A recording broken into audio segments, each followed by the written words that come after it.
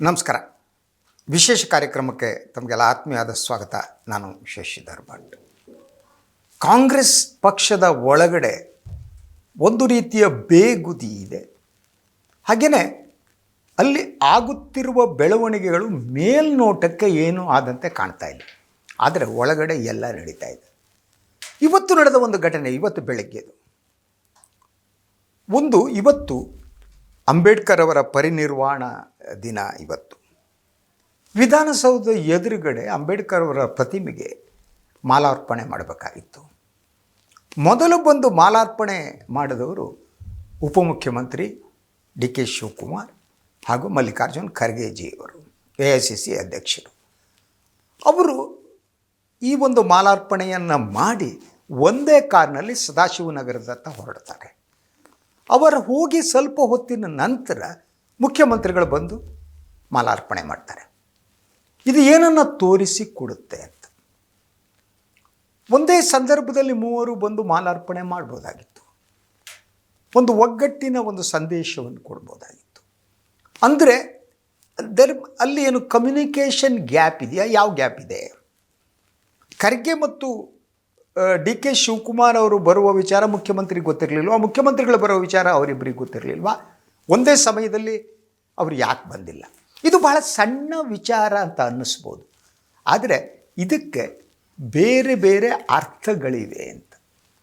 ಹಾಗೇನೆ ಒಂದು ರಿಲೇಷನ್, ಒಂದು ಸಂಬಂಧ ಇರುತ್ತಲ್ಲ, ಸಂಬಂಧ ಸರಿಯಾಗಿದ್ದಾಗ ಒಂದು ರೀತಿ ಇರುತ್ತೆ, ಸರಿ ಇಲ್ಲದಿರುವಾಗ ಇನ್ನೊಂದು ರೀತಿ ಇರುತ್ತೆ. ಇದು ಆದಮೇಲೆ ಅವರು ಹೊರಟರು, ಮುಖ್ಯಮಂತ್ರಿಗಳು ಬಂದರು, ಓಕೆ ಫೈನ್.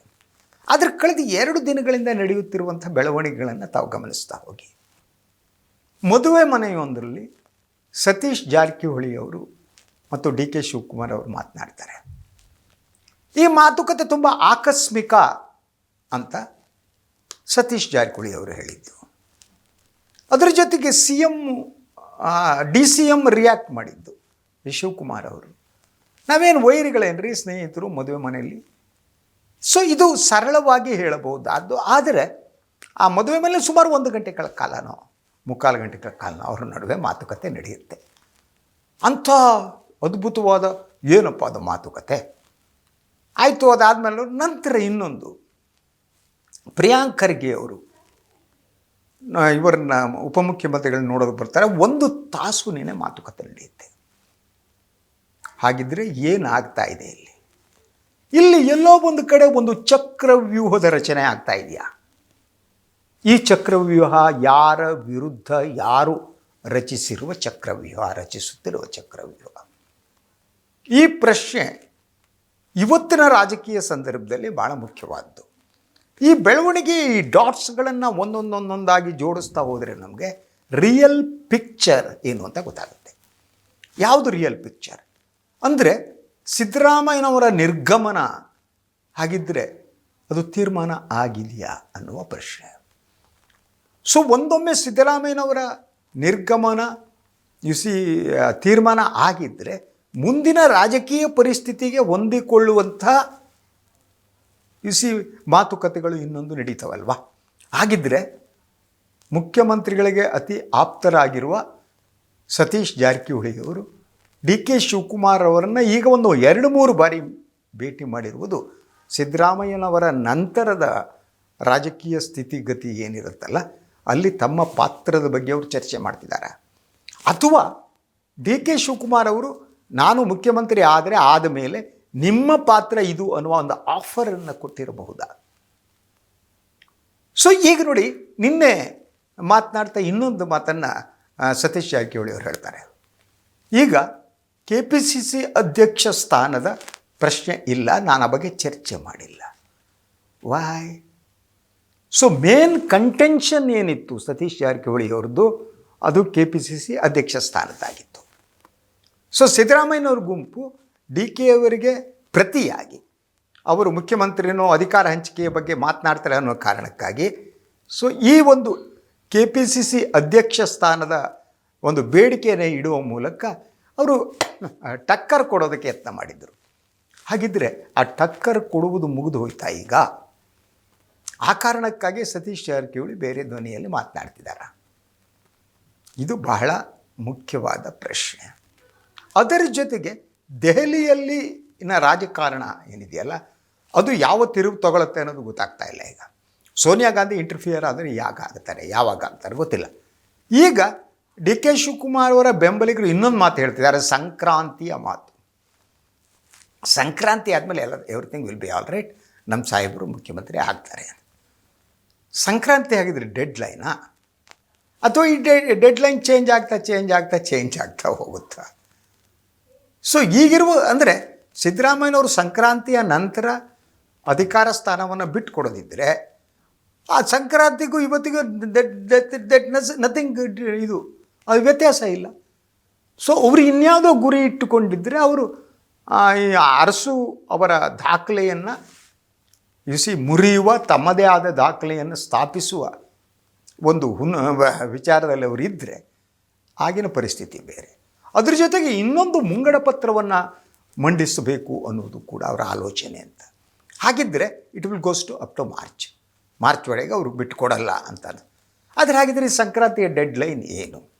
ಈಗ ಒಂದು ವೇದಿಕೆ ಸೃಷ್ಟಿ ಆಗ್ತಾ ಇದೆಯಾ ಅಂತ, ಅಥವಾ ಪ್ರೆಷರ್ ಗ್ರೂಪ್ಗಳು ರಾಜಕಾರಣದಲ್ಲಿ ಈ ಪ್ರೆಷರ್ ಗ್ರೂಪ್ಗಳಿರ್ತವಲ್ಲ, ಅದು ಭಾಳ ಮುಖ್ಯವಾದ್ದು. ನೀವು ಸತತವಾಗಿ ಒತ್ತಡವನ್ನು ಹಾಕ್ತಾ ಹೋಗ್ಬೇಕಂತ ರಾಜಕಾರಣದಲ್ಲಿ, ಆವಾಗ ಏನಾದರೂ ಆಗುತ್ತೆ. ರಾಜಕಾರಣದಲ್ಲಿ ಕೇವಲ ಸಂತರಂತ ಇದ್ರೆ ಆಗಲ್ಲ. ನನಗೆ ಬರಲ್ಲಪ್ಪ ಆದರೆ ಆಗ್ಲಪ್ಪ, ಹಾಗಾಗಲ್ಲ. ನನಗೆ ಬರೋದು ಯಾವಾಗ ಬರುತ್ತೆ ಸುಮ್ಮನೆ ನೀವು ಮೂಲೆಯಲ್ಲಿ ಕೂತ್ಕೊಂಡ್ರೆ ಆಗಲ್ಲ. ನೀವು ಇಲ್ಲಿ ಖರ್ಚಿಪ್ಪ ಇನ್ನೂ ಹಾಕಲೇಬೇಕು. ಈ ನಮ್ಮ ಹಳ್ಳಿಗಾಡು ಕಡೆ ಬಸ್ ಬರುತ್ತೆ ನೋಡಿ, ಬಸ್ನಲ್ಲಿ ಬರುವಾಗ ಸೀಟ್ ಕಾಯಿಸೋಕ್ಕೆ ಈ ಬಸ್ ಹತ್ತಕ್ಕಿಂತ ಮೊದಲು ಒಂದು ಖರ್ಚಿಪ್ ಹಾಕಿರ್ತಾರೆ. ನೀವು ನೋಡಿರ್ಬೋದು, ಹಳ್ಳಿಯವ್ರಿಗೆ ಗೊತ್ತಿರುತ್ತೆ. ಟವಲ್ ಹಾಕೋದು, ಖರ್ಚಿಪ್ ಹಾಕೋದು ಅಂತಾರೆ. ಅದು ಸೀಟ್ ರಿಸರ್ವ್ ಮಾಡ್ಕೊಳ್ಳೋದು. ಈ ರಾಜಕಾರಣದಲ್ಲೂ ಕೂಡ ಹೀಗೆ ಖರ್ಚಿಪ್ ಹಾಕುವ, ಟವಲ್ ಹಾಕುವ ಕೆಲಸ ನಡಿಬೇಕಾಗುತ್ತೆ. ಟವಲ್ ಹಾಕಿದ್ರೆ ನಿಮ್ಮ ಸೀಟೇ ಸಿಗಲ್ಲ ಅಂತ. ಅದರ ಜೊತೆಗೆ ಈಗಿನ ಇನ್ನೊಂದು ಬೆಳವಣಿಗೆ ಏನು ಗೊತ್ತಾ, ಮುಖ್ಯಮಂತ್ರಿ ಸ್ಥಾನದ ಸ್ಪರ್ಧೆ ಇದೆಯಲ್ಲ, ಅದು ಬಹಳ ಸ್ಪಷ್ಟವಾಗಿ ಕ್ಲಿಯರ್ ಆಗಿ ಕೆಲವು ಅಂಶಗಳನ್ನ ಸ್ಪಷ್ಟಪಡಿಸ್ತಾ ಇದೆ. ಒಂದು, ನಂಬರ್ 1, ಹೈಕಮಾಂಡ್ ಏನು ಹೇಳುತ್ತೆ ಅದು ಅಂತಿಮ. ಹೈಕಮಾಂಡ್ ಯಾವಾಗ ಹೇಳುತ್ತೆ ಅನ್ನೋದು ಪ್ರಶ್ನೆ, ಫಸ್ಟ್ ಥಿಂಗ್. ಸೆಕೆಂಡ್ ಥಿಂಗ್, ಎಲ್ಲವನ್ನೂ ಹೈಕಮಾಂಡ್ಗೆ ಬಿಟ್ಟಿರುವುದರಿಂದ ಮುಖ್ಯಮಂತ್ರಿ ಸ್ಥಾನಕ್ಕೆ ಡಿ ಕೆ ಅವರು ಬಿಟ್ಟರೆ ಬೇರೆ ಸ್ಪರ್ಧಿಗಳು ಕಣಕ್ಕೆ ಇಳಿಯುವ ಚಾನ್ಸಸ್ ಕಾಣ್ತಾ ಇಲ್ಲ. ಈಗ ಅಷ್ಟರ ಮಟ್ಟಿಗೆ ಡಿ ಕೆ ಶಿವಕುಮಾರ್ ಅದರಲ್ಲಿ ಯಶಸ್ವಿಯಾಗಿದ್ದಾರೆ. ಅಂದರೆ ಬೇರೆ ಕಂಟೆಂಡರ್ಸ್ ಏನಿದ್ದಾರೆ, ಆ ಕಂಟೆಂಡರ್ಸಿಗೆ ಕೂಡ ಈಗ ಕನ್ವಿನ್ಸ್ ಆಗಿರಬೇಕು. ಸೊ ಆಲ್ರೆಡಿ ಕ್ಲಿಯರ್ ಸಿದ್ದರಾಮಯ್ಯನವ್ರ ನಂತರ ಡಿ ಕೆ ಶಿವಕುಮಾರ್ ಅಂತ, ಅದು ಕ್ಲಿಯರ್ ಆದಂತೆ ಕಾಣ್ತದೆ. ಬಟ್ ಈಗೆಲ್ಲ ನಡೀತಿರುವ ಚಟುವಟಿಕೆಗಳು ಗುಪ್ತವಾಗಿ ನಡೀತಾ ಇದೆ. ಬಹಿರಂಗವಾಗಿ ಹೇಳಿಕೆ ನೀಡೋದು ಕಡಿಮೆ ಆಗಿದೆ. ಡಿ ಕೆ ಶಿವಕುಮಾರ್ ಕೆಲವರು ಅವರ ಅಭಿಮಾನಿಗಳು ಒಬ್ಬಿಬ್ಬರು ಹೇಳಿಕೆ ಕೊಟ್ಟಿರ್ಬೋದು. ಆದರೆ ಈ ಬಹಿರಂಗ ಹೇಳಿಕೆಯ ಸಮರ ಏನಿತ್ತು, ಆ ಸಮರ ಈಗ ಕಾಣ್ತಾ ಇಲ್ಲ.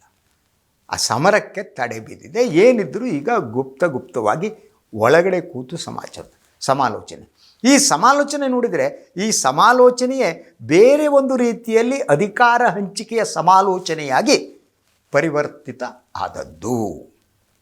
ಅದು ಪರಿವರ್ತಿತ ಆಗಿದೆ. ಈಗ ಅಧಿಕಾರ ಹಂಚಿಕೆ ಅಂದರೆ, ಈಗ ಡಿ ಕೆ ಶಿವಕುಮಾರ್ ಮುಖ್ಯಮಂತ್ರಿ ಆದರೆ ಯಾರು ಉಪಮುಖ್ಯಮಂತ್ರಿಗಳು ಇಟ್ಟಿರಬೇಕು, ಸಚಿವ ಸಂಪುಟದಲ್ಲಿ ಯಾರ್ಯಾರು ಇರಬೇಕು, ಏನು, ಈ ರೀತಿಯ ಮಾತುಕತೆ ನಡೆಯುತ್ತಿದೆಯೇನೋ ಅನ್ನುವ ಸಂಶಯ ಬರ್ತಿದೆ. ಸ್ಲೋಲಿ ಸಿದ್ದರಾಮಯ್ಯನವರು ವಿತ್ಡ್ರಾ ಮಾಡ್ಕೋತಿದ್ದಾರೆ ಅಂತಲೂ ಅನಿಸುತ್ತೆ. ಅದು ಯಾವಾಗ ಅನ್ನೋದಷ್ಟೇ question.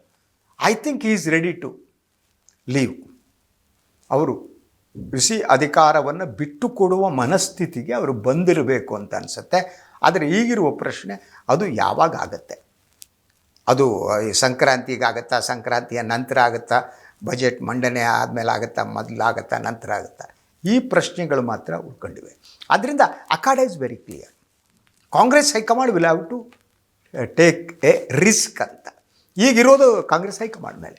High command will have to take a risk in the sense, ಸಿದ್ದರಾಮಯ್ಯನವರ ಬದಲಾವಣೆಯಿಂದ ಆಗಬಹುದಾದ ಪರಿಣಾಮಗಳು ಯಾವುದು, ಆ ಪರಿಣಾಮವನ್ನು ತಡೆಯೋದಕ್ಕೆ ಏನು ಮಾಡಬೇಕು. ಸೊ ಈ ಅಹಿಂದ, ನಾನು ನಿನ್ನೇನು ಮಾತನಾಡ್ತಾ ಹೇಳಿದ್ದೆ, ಈ ಅಹಿಂದ ಶಕ್ತಿ ಇದೆಯಲ್ಲ, ಆ ಶಕ್ತಿಯನ್ನು ತನ್ನ ಶಕ್ತಿಯಾಗಿ ಪರಿವರ್ತಿಸುವುದಕ್ಕೆ ಡಿ ಕೆ ಶಿವಕುಮಾರ್ ಟ್ರೈ ಮಾಡ್ತಾ ಇದ್ದಂಗೆ ಕಾಣುತ್ತೆ. ಅದಕ್ಕೆ ಹೈಕಮಾಂಡಿಂದ ಒಂದು ಸೂಚನೆಯೂ ಇರ್ಬೋದು. ನೀವೇನೇ ಕ್ಲೇಮ್ ಮಾಡಿ ಅಹಿಂದ ಅಂದ್ಕೊಳ್ಳಿ, ಇನ್ನೊಂದೊಂದು ಕಳಿ ಏನೇ ಇರಲಿ, ಎಸ್ ಮೇಲ್ಜಾತಿಗೆ ಸೇರಿದವರು ನೀವು ಅಹಿಂದ ಶಕ್ತಿಯನ್ನು ಹಾಗೆ ಉಳಿಸಿಕೊಳ್ಳುವುದಕ್ಕೆ ಯತ್ನ ಮಾಡಬೇಕು. ಮತ್ತು ಅಹಿಂದ ನಾಯಕರುಗಳನ್ನು ನೀವು ಕಾನ್ಫಿಡೆನ್ಸ್ಗೆ, ವಿಶ್ವಾಸಕ್ಕೆ ತೆಗೆದುಕೋಬೇಕು ಅನ್ನೋ ಸೂಚನೆ ಬಂದಿದೆಯೇನೋ ಅಂತ ಅನಿಸುತ್ತೆ. ಆ ಕಾರಣಕ್ಕಾಗಿ ಅವರು ಅಹಿಂದ ಶಕ್ತಿಯನ್ನು ತಮ್ಮ ಶಕ್ತಿಯನ್ನಾಗಿ ಪರಿವರ್ತಿಸುವ ಯತ್ನದಲ್ಲಿ ಇದ್ದಂತೆ ಕಾಣುತ್ತೆ. ಎನಿವೆ, ಇನ್ನು ಕೆಲವೇ ದಿನಗಳಲ್ಲಿ ಕ್ಲಿಯರ್ ಆಗುತ್ತೆ. ಏನು 8ನೇ ತಾರೀಕು ಅಸೆಂಬ್ಲಿ ಸೆಷನ್ ಪ್ರಾರಂಭ ಆಗುತ್ತೆ, ಅದಾದ ಮೇಲೆ ಸಮಥಿಂಗ್ ವಿಲ್ ಹ್ಯಾಪನ್. ಇದು ಇವತ್ತಿನ ವಿಶೇಷ. ಇನ್ನೊಂದು ವಿಚಾರದಿಂದ ಮತ್ತೆ ಬರ್ತೀನಿ. ನಮಸ್ಕಾರ.